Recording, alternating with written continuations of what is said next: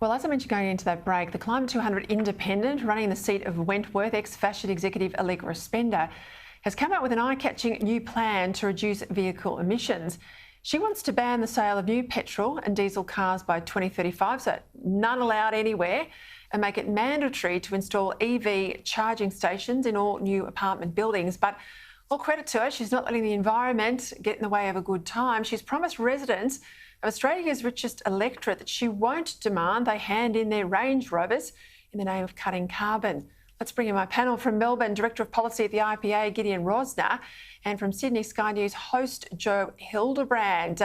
Will you help me out here, Joe? You love the left. How can you be both pro-net zero and pro-Range Rover at the same time? Yeah, this is a tricky one. I'm certainly not pro these so-called independents. That is not my bag at all. I do not think that, firstly, that mandating these things is either desirable or necessary, and it's more likely to get more people offside than it is to get people onside. I think the market will determine these things, and I've found myself driving out to Springwood last night for the Sky News Forum there, and I'm driving through Penrith and I'm driving behind a Tesla. I mean, and the sales speak for themselves. So that is happening. And again, sooner or later, developers who want to sell their apartment blocks to these aspirational people who can afford to pay above the odds for their apartments will be obliged to install charging stations simply because that is where the demand will be. So I'm a funny kind of lefty in that I'm all in favour of capitalism solving problems rather than the government imposing them.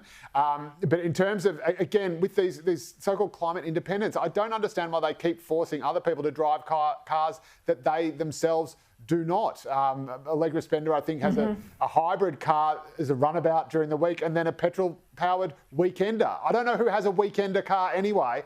I think, is Zali Steggall still driving a SUV? I don't know. She's a millionaire. Yeah. She is a millionaire, and hypocrisy is writ large with these guys, and they could have the balance of power. That's why it matters.